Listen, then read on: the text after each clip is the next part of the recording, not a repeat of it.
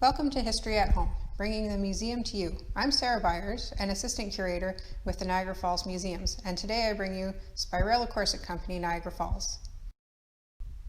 In 1904, Marcus Merritt Beeman invented a type of corset bone called spirella.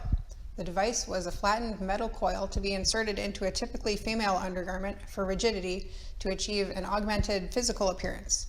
The invention was seen as an improvement over whale baleen or reed, which could crack and dig into the body. The innovation of spirella was that the device held its shape and provided flex without breaking.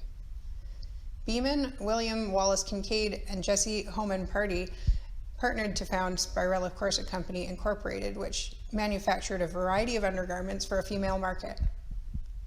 Factories were located in the United States of America, United Kingdom, Canada, Sweden, Denmark, and Germany. Spirella Corset Company employed corsetiers, typically women, to visit potential customers at home and generate sales. Salespeople carried samples and equipment to acquire measurements for orders.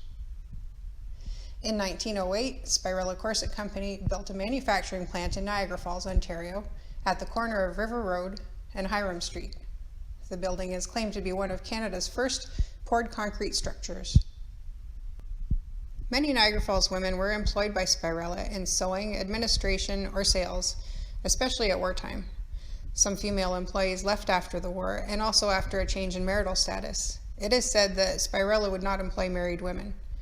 At one time, the factory employed around 250 female workers. A miniature-sized corset held in the artifact collection was collected by Alice Brown Detler, who worked at the River Road plant before her marriage to Hugh Detler. She labeled the object "Souvenir from Spirella Corset Company." This may have been a practice piece, as two small pencil markings read "one piece longer."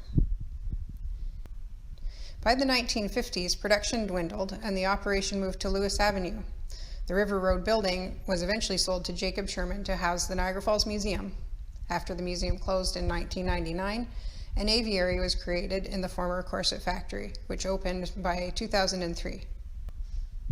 For decades after the departure of the Corset Company, it was said that pins could still be found wedged between the floorboards. Spirella existed before my time. However, my memories of the site include visiting the Victorian-style Niagara Falls Museum, playing on the dinosaurs in the yard, and later taking my younger sister to see what was at the time the new aviary. Do you have nostalgia for this site? Perhaps it was a common scene during a Sunday family drive along the Niagara Parkway. I'm Sarah Byers. I hope you enjoyed today's History at Home. Thank you for joining.